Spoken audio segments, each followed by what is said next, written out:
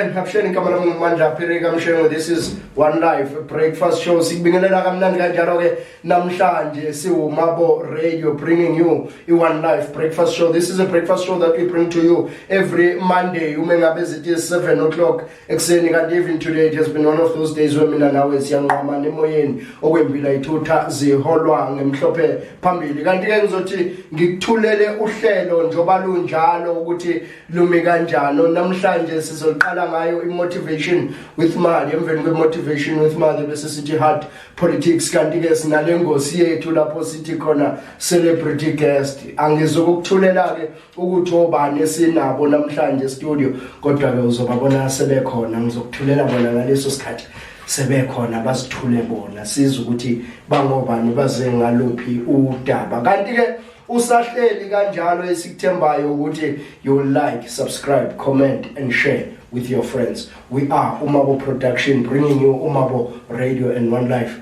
breakfast show. Mnumzana wami, yebo bhuti, ninjani Nkosi yami? ngiyaphila njani wena? Siyaphila man, sivukile kusekuseni, we are back to emsebenzini. It's a Monday. Sizomotivate abantu. Yeah, we have to thank God for the life, for the day, for the beautiful day. Yeah. My name is Amido Madi. Today I just want to share with you something. Like, you know, sometimes we do undermining others. So I just want to expand that. Yeah. Okay. No, talk to your people. You know, sometimes we people, we do undermining some other people. Yeah. So I want to say that this thing of undermining is not good at all. Yeah.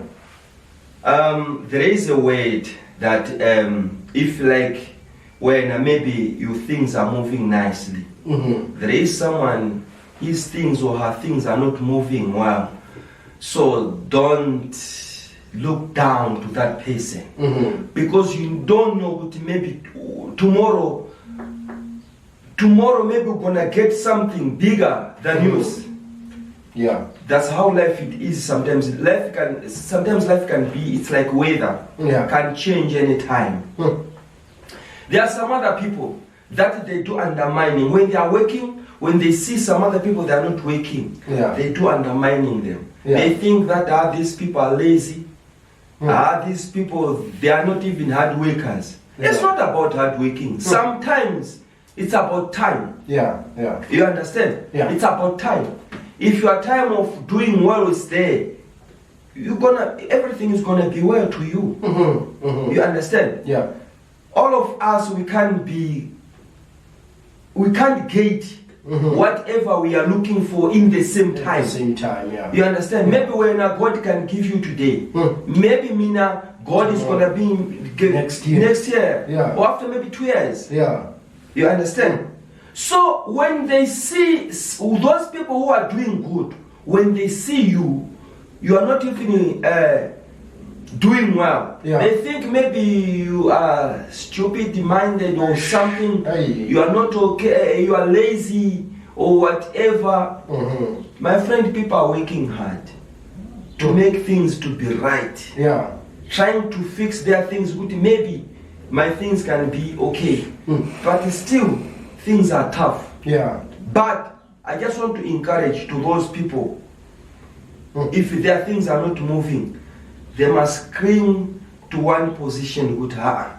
One day is one day. Yeah. Our God is a God of time. Yeah. My time is coming.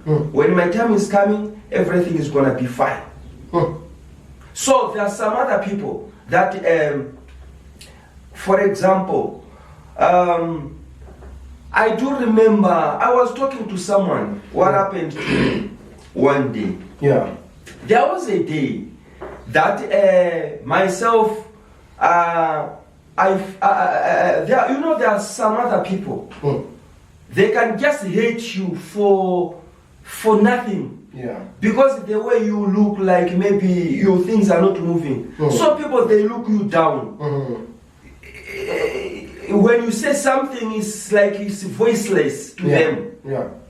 I remember I met another mama. My things was not alright that time. Yeah.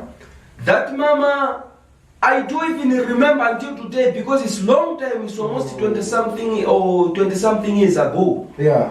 That mama, she talked a lot to me.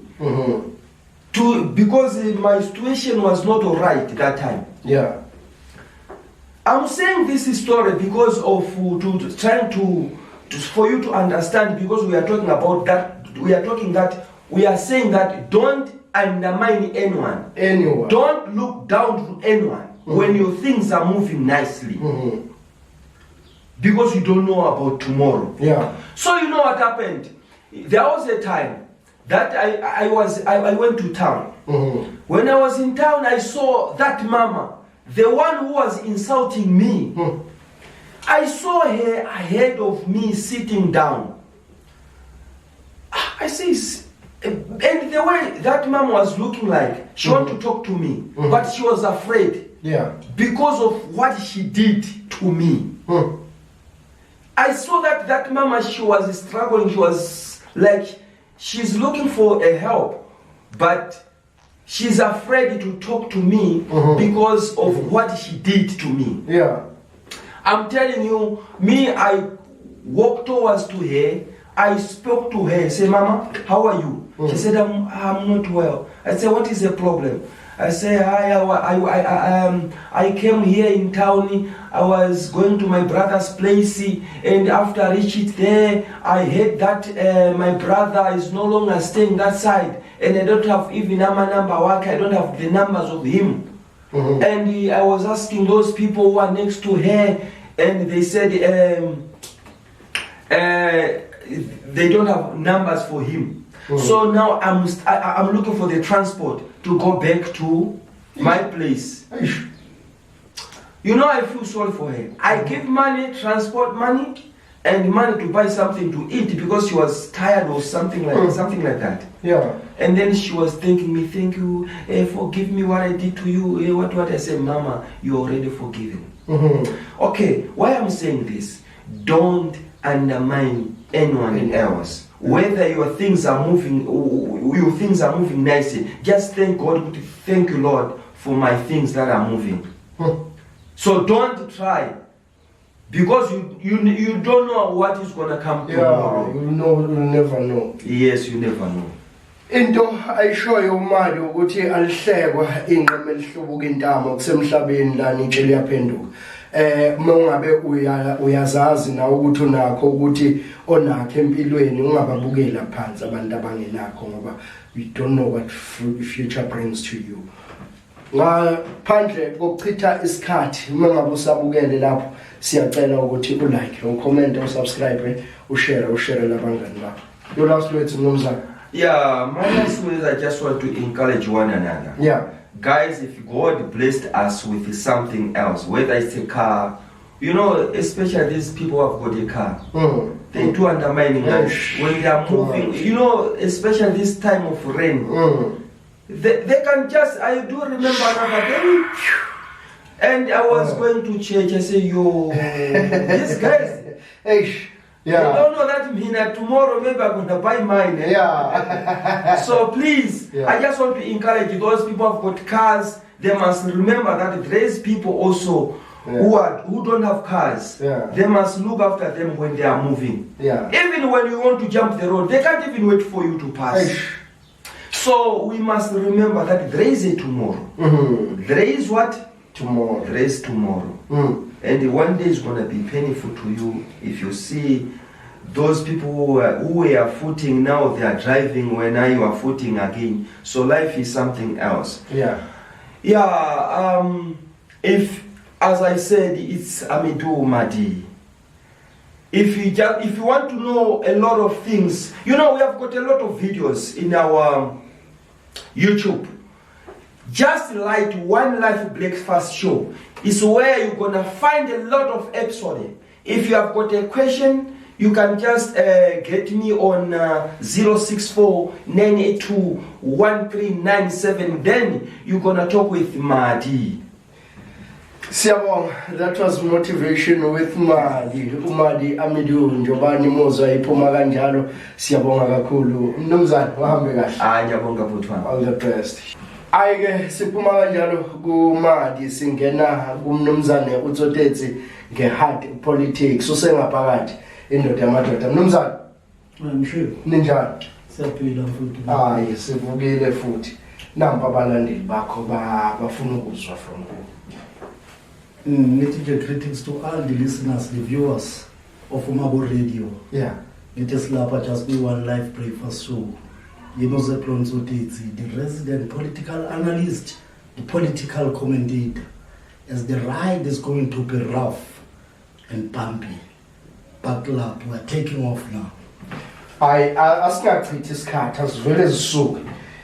Indabugudwini namhlanje ekungathi sikhuluma ngayo. Sikhuluma ngalempile yakwa-Israyeli naseHamas. Isabambene ngehluthu ukuze kube manje kanti into evela kakhulu ukuthi mhlawumbe kunezikhalo eziyingozi ngendlela eyisimanga lapha ya esitholakalayo.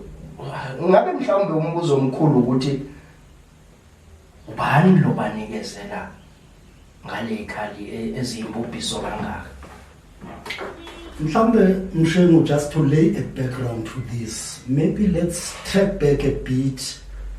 Sithola ukuthi lento isuka kanjani. Yeah.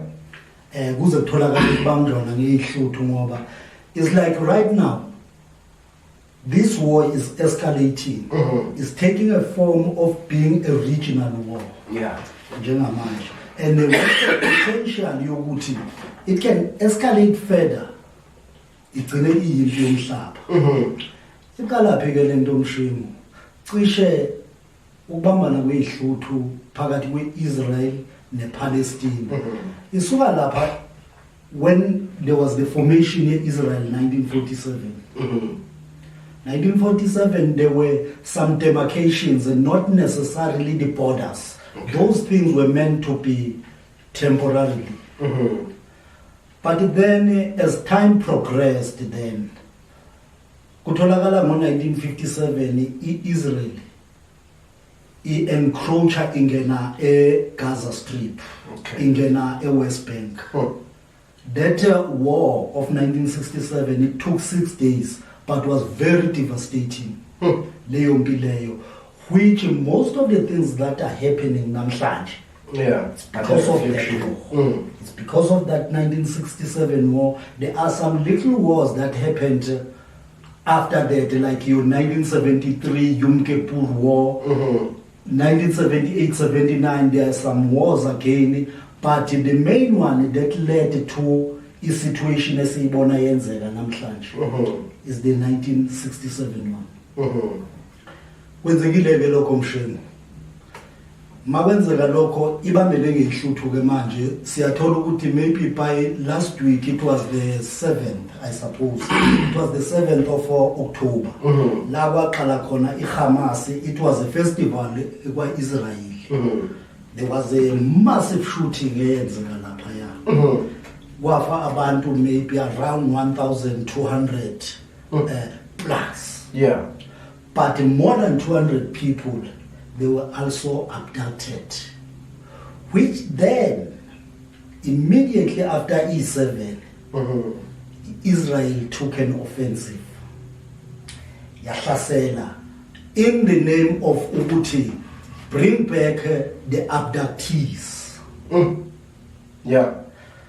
Impi isuke kanjalo, but to a level yokuthi, you could see to say, Israel now was using those who were abducted as a proxy to advance a war ebilokhu ifuna okuyikuthi yayiqala 1967. They wanted to formalize the 1967 manje bayithathe formally iGaza Strip and iWest Bank. Now, but what is interesting, Mshengu, Hamas is regarded by America and allies as the terrorist group. Not by the UN. Not everyone is regarding Hamas as the terrorist group. Remember, Mshengu, there's a dictum that goes, one man's terrorist is another man's liberator. Now, to the people of Gaza, to the people of West Bank, Hamas is seen as the liberator of those people. Yeah. But in Israel, those people are the terrorists, including the allies of Israel, which will be America and its allies. Here we are talking of mostly those people abazigroupe under in NATO. Those are the people abahamba ne-Israel. But the question Mshengu ubuze umbuzo uthi laba bantu abayiqale impi incane behlasela just a portion of Palestine, that is Gaza Strip, ne West Bank. Lempi isithathe isikhathi esithi asilonyaka. Now you ask yourself, Israel it's a izwenyana elingaba island basically. Basically in land mass angeke uyicompare ne-Australia. Yeah. Australia inkulu. Yeah. Now, but Israel is very dangerous when it comes to military expertise. Now, but the question Uguti, as they are advancing and the war is escalating to a point now, they are fighting this war in many different fronts. Yeah. They are fighting Yemen. We find the Houthis who are they themselves are also regarded as the terrorists by the Americas, the allies. They are fighting Yemen. They are fighting Lebanon. In Beirut, you will find to say they've already attacked the Hezbollah who themselves as well are regarded as terrorists by America. They have responded. Their ground forces, the first time they were deliberately getting into Lebanon. Abantu bayithola induku esheshisayo. Kuma Hezbollah bahamba balanda sebelanda idumbu lapha kwiLukunyana on the west part yase Lebanon. Then they've intensified from there on. But intensified, and now they are ceaselessly bombarding Lebanon. Now, Syria, babe bahlasela embassy yase Iraq, Iran I mean to say. Then you find ukuthi just recently Iran ke yawathumela nayo ballistic missiles. Okuyikuthi kuyatholakala lapho ukuthi mostly ballistic missiles athunyelwa Iran interceptwa manje. My interceptwa, it was not just Israeli were intercept. America yayiphakathi. Yeah. It was also assisting Israel in intercepting those ballistic missiles. Now, but let's try to respond to the question Oibuzile, who is giving Israel ngalezi ikhali ngaka. From 2019 to 23, there was a research that was conducted by Stockholm.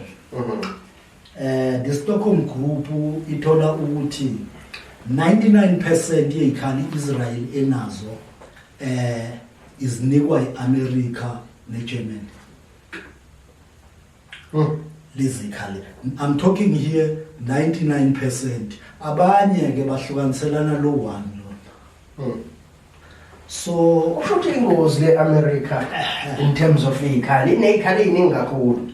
They are very influential in terms of that, but as we are saying, lento in an element and a potential yokuthi escalator iye empini yomhlaba. It's because now iHamas ayilwi just neIsrael. Ilwa neNATO. Abantu elwa nabo. So the NATO group supply Israel. That's why they are able to sustain lempi. On many different fronts. Yeah. Lebanon, and if you find Lebanon is directly opposite Hamas. It means they are stretched in opposite directions, but they are able to sustain. Then, that is the question ukuthi ikhali. Lamelika yona izozuzani njengoba isupply ngekhali nje la kulabantu.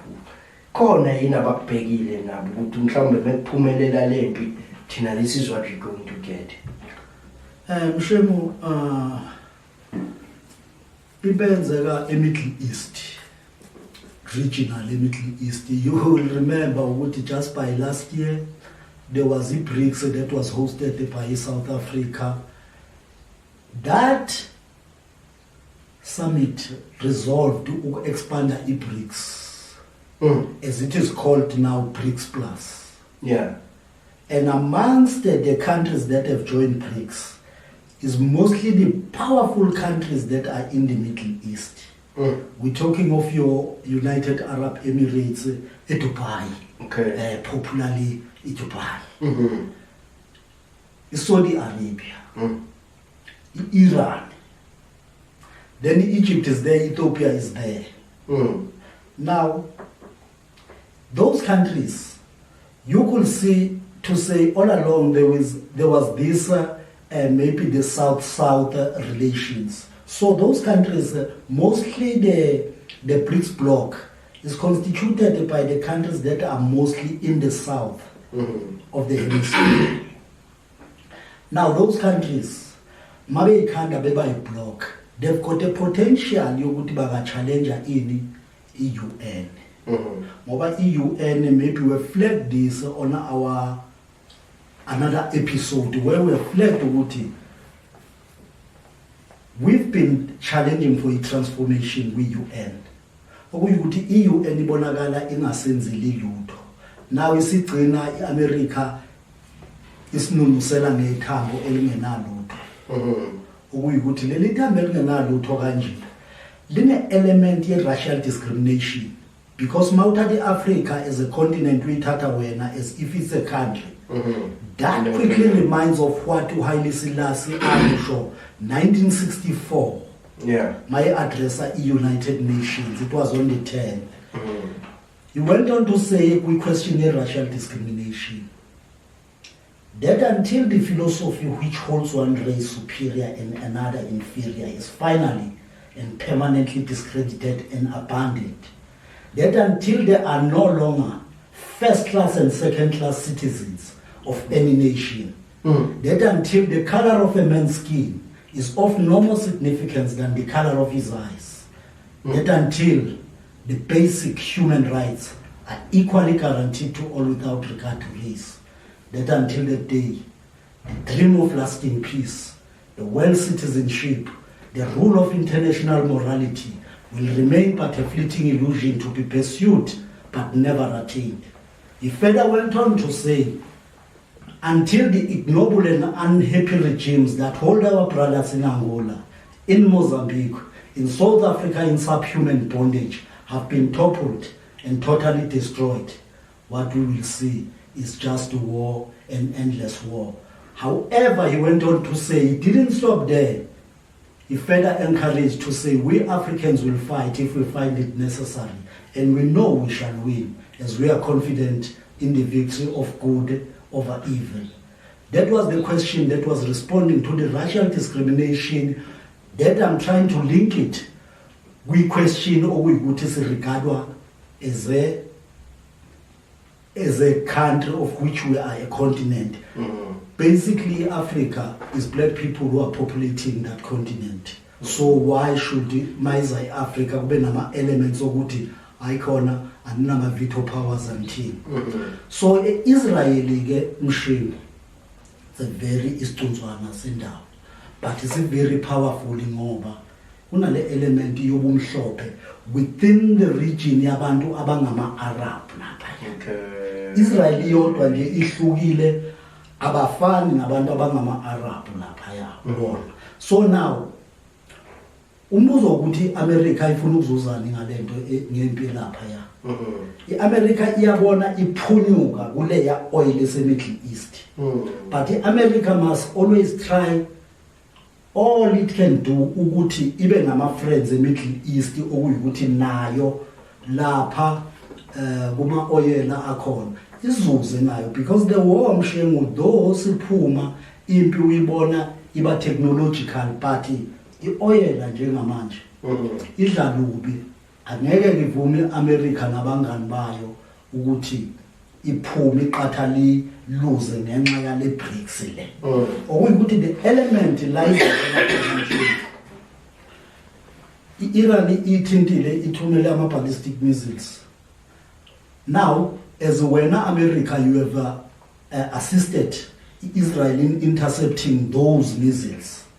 But Israel have further said, in time we are going to respond. But then, when you, Israel, you are responding, we are waiting with bated breath. America, are you going to intercept the missiles? This is by Israelis Iran. The way also respond on has got an element and a potential. Russia is waiting on the sidelines. Fair in terms of responding to this situation. Siyangena nathi sizodefenda nathi Iran. Okay. Yona nkinga leyo once kwangena laba bantu mshini. Isukile kimpi ngoba abazubhekana ngqo. They always are fighting ama-proxy wars through ama-countries okuyikuthi i-America iyawa favor, i-Russia iyawa favor. So izimpi zilwa through lapho. Bazothi through i-propaganda yabo bathi sifake ikhali lapha siyadefenda. Ne-America ithi sesiphose ikhali kuphi kuphi. So those are the things emshengu okuyikuthi zinale element ukuthi leyampi leya ama-countries abaningi, mostly the countries that are affiliated to NATO, already aseyalwa wona alwa lempi through i-proxy Israel. Hey, siyakuzwa mnumzane. Hayi, sinquma amakhanda ziyekwe fahla. Asindlulele kule kaThumbeza kaMini. uThumbeza kaMini kubonakala ngathi useze wasula lapha ku-JSC. Kwenze njani? Awuthi siphi background kancane nje ngoThumbeza. uThumbeza sizomkhumbula mshengu ukuthi bekuyinhloko yamajaji lapha eWestern Cape, the judge president eWestern Cape. Yeah. Kodwa kuyakhumbuleka ukuthi uThumbeza azayithole kufika la kuthiwa hey wena ukwazi ukungena lapha. uThumbeza ecaleni lalibhekene na the former president uZuma. Lathi icala malahamba watholakala uThumbeza ese-approach amanye amajaji ase-constitutional court wathi kuwo maliqhubeka leli cala sesithembeni yina. Yaba ngutavatava leyo nto leyo okuyikuthi ungaphandle nje amarobhu sewabeke phansi ungenxa yalelo gama lokuthi sesithembeni. Yahamba ke indaba yafika ku-JSC yathi hayi kune-misconduct la. I-misconduct yamkhomba eParliament ba-instituta ilento i-impeachment waphuma wa-impeachwa. Wavumbuka uThumbeza. Nanguvumbuka manje ese-MP akafuni ukubizwa ngejaji. Yeah. Uthi ngudokotela. Udokotela hayi ijaji. Hlalani nobujaji benu. Mina ngudokotela ngibusebenzela udokotela akekho ozobuthatha kimi. Now iyatholakala i-MK party iyamthatha njengoba lapha ya ku-JSC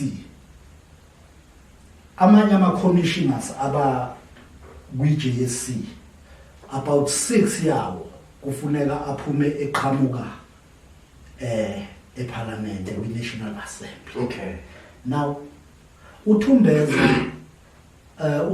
eqhamuka ne-official opposition eyi-MK party lapha eParliament. Ithi thina nangu wethu esimusa lapha. Hayi bayagxuma abanye bathi hayi ngeke lowo phela unogcopho.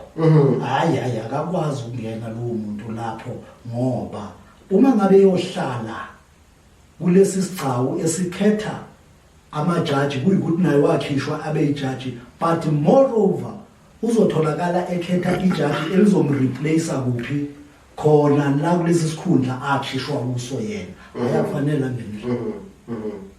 Kodwa umbuzo omkhulu uthi mhlawumbe iParliament why ivunyelwe ukungena eParliament? Because in Parliament iParliament isishaya umthetho esishaya umthetho ogavina even the JSC. Isikhundla seParliament asikho ngaphezulu kwese-JSC. Wayumyekela athatha isikhundla esiphezulu umlwise kulamagconswana amancanyana. Uzoba nesandla ukuthatha umthetho ozogavina bona laba bakwi-JSC. Because if at all that is the case, bekufanele just bamstophe kwalapha ukuthi hayi lona akakwazi ukungena. Kodwa ke lokho kuvele phi ke emshini iloophole yenzeke kanjani. Uthumbeza was not amongst the list that was advanced by MK Mayisa kuphi we IEC, of which if the list is still with the IEC, the responsibility of the IEC is that they will have to publicize the list by leyo party leyo.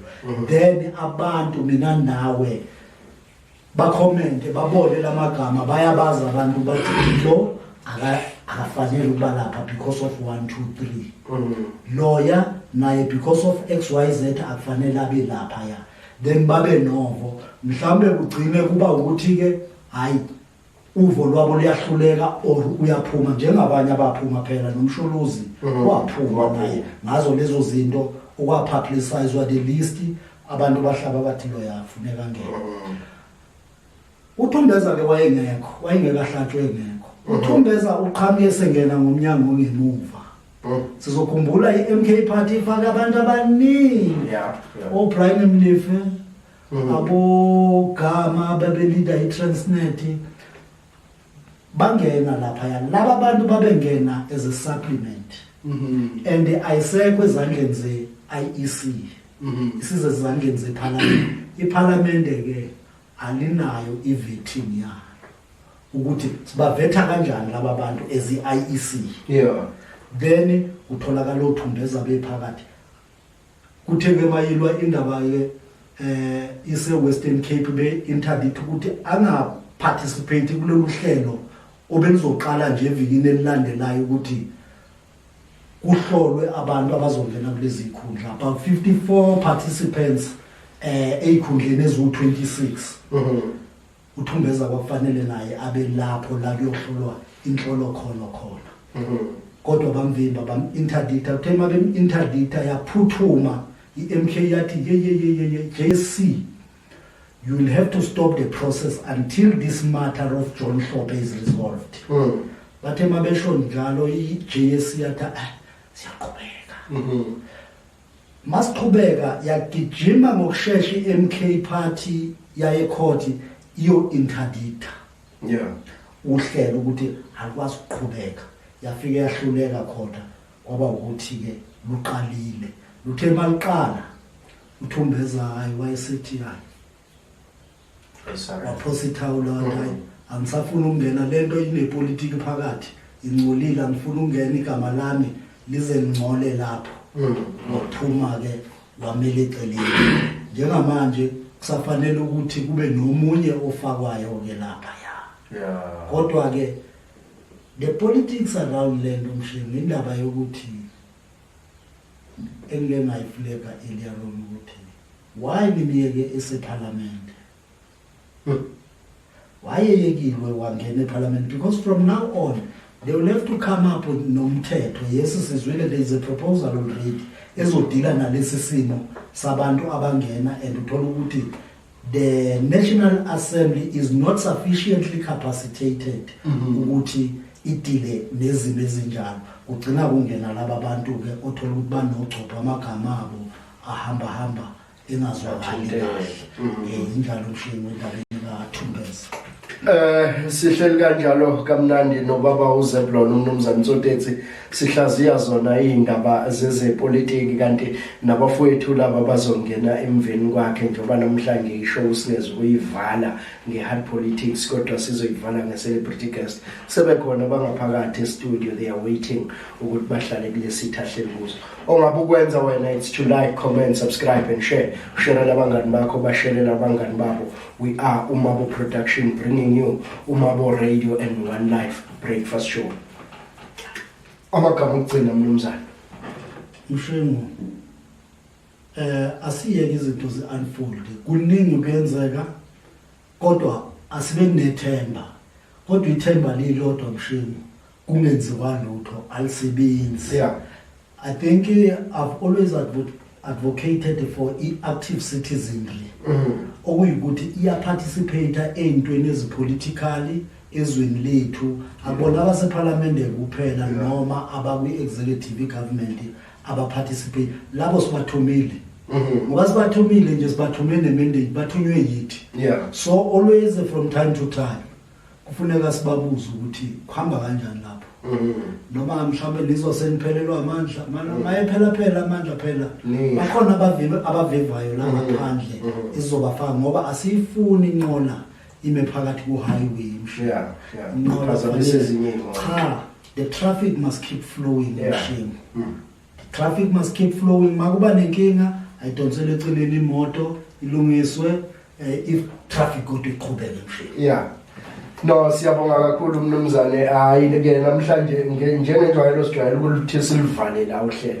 Kodwa namhlanje asilivali la ngoba sinabafowethu abathi bazosibona namhlanje. Esifanele sikhulume nabo. Ngibalinde ngabomva abafowethu ngoba ingathi bazothinta into eseduze kwenhliziyo yami. Yeah. Hayi asibanikeze abalaleli indawo zokuxhumana la utholakala khona. Abafuna siqhube nje le ndaba mhlawumbe ngaphandle kwala e-studio ngithinta directly na kule nombolo ethi 0733 099063 bangithole ku WhatsApp na kuyo leyo nombolo. Babuye bangithole inombolweni ethi 0766 938653 ngikhona ku WhatsApp na kuleyo nombolo. Babuye bangithole na ku Facebook Mozep Illuminati, the Illuminated One. We are Umabo Production bringing you Umabo Radio and One Life Breakfast Show. Sesindlulela kule ngosi yethu ke lapho sithi celebrity guest sebekhona abafowethu njengoba bese ngishilo bazokhuluma nathi ngeindaba zobugebengu ukuthi budlelo. Njoba besishilo ukuthi ihambeli zethu zikhona namhlanje zilapha e-studio ngizozinikeza nje ithuba njengamanje njengoba ngishilo ukuthi angifuni ukuthi ngizintroduce mina zizozintroduce zona zikhona sendlini boboti njani mhlawumbe before one is introducing ukuthi ngobani nibuyaphi yini enethala. Okay, mina ngutebogo Rathabana. Okay. In football circle bangazi umzini. Okay. Ngiphuma ku anti-crime asidlali nawo anti-crime. Okay. Yeah. Ngicabanga njalo. Okay. Yeah, sisonke lana futhi kulento esizamayo kuyenza futhi sifomayo i-anti-crime unit. Sithi nosibambisane sishone phambili sile nale crime ikhona. Silandiseni, what is that anti-crime unit? Kwenziwani kule crime? Okay, basically i-anti-crime siyesahlala man sabuka i-crime enzakalayo now within Ward 14 as a whole, and then recently in Analytic Station 2 it's been turned into a dumping site, dead bodies, carjackings, business operations. So now, because basically we were affiliated in CPF, so now sonke laba abantu bebalwela i-crime, crime, so we saw fit to go to know, you know what, it's best to go to form this group anti-crime unit. Yeah. Okay.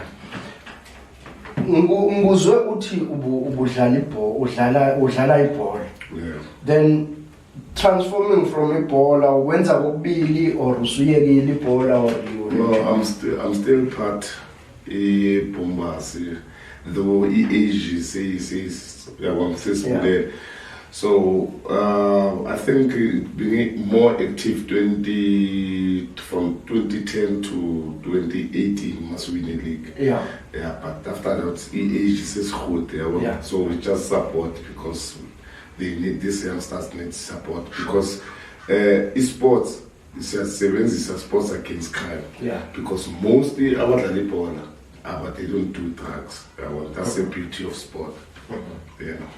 So before nje siya phambili mhlawumbe into efanele si highlight ukuthi ume kanjani as a position occupyile kuyo le anti crime unit naye simuzulu ukuthi Okay, fortunately, I'm with Nawe here. We are founders of asidlali nawe, C4, those who started this movement.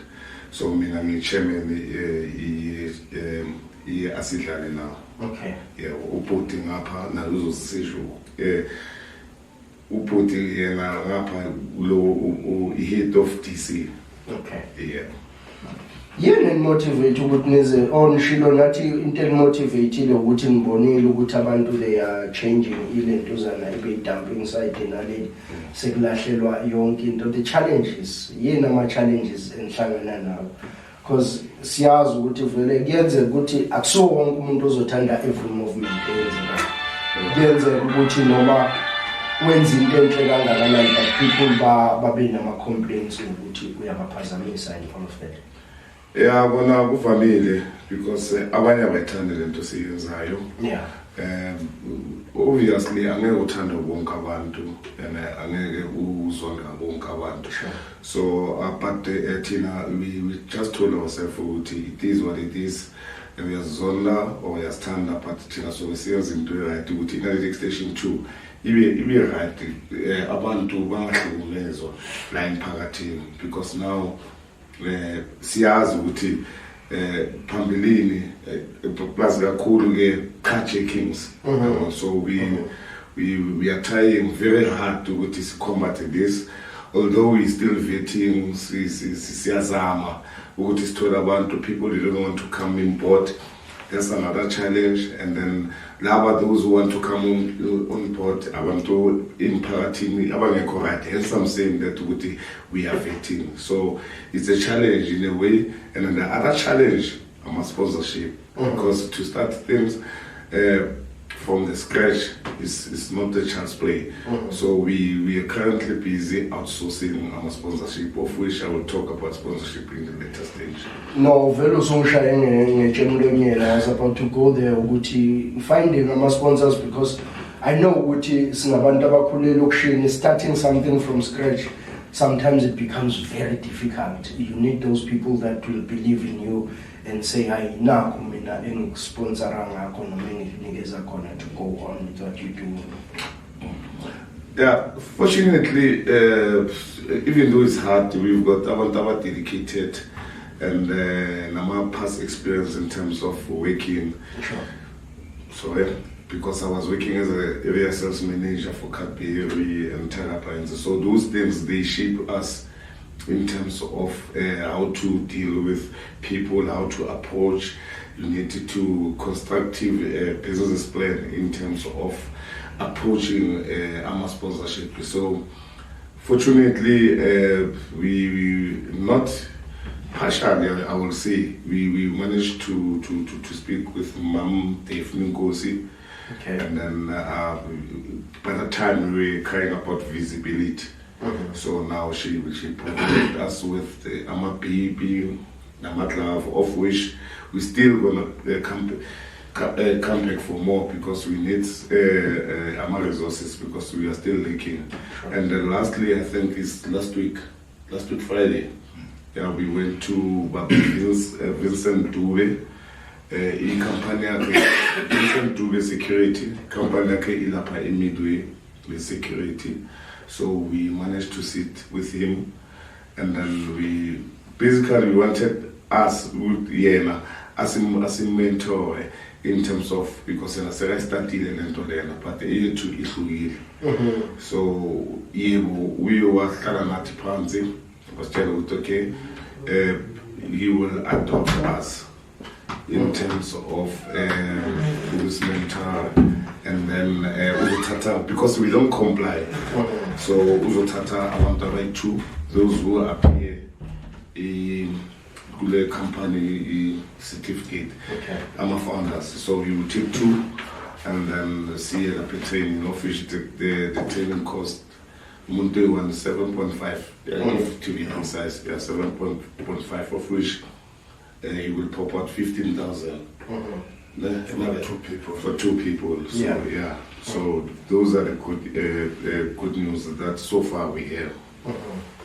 No, siyabonga, yazi kuwumsebenzi omuhle kakhulu, because of mina la ngisebenza khona ngisebenza lebelungini and I normally see this movement yokuthi kunabantu abangama security company that are patrolling around ilokishi, but thina la election we don't have.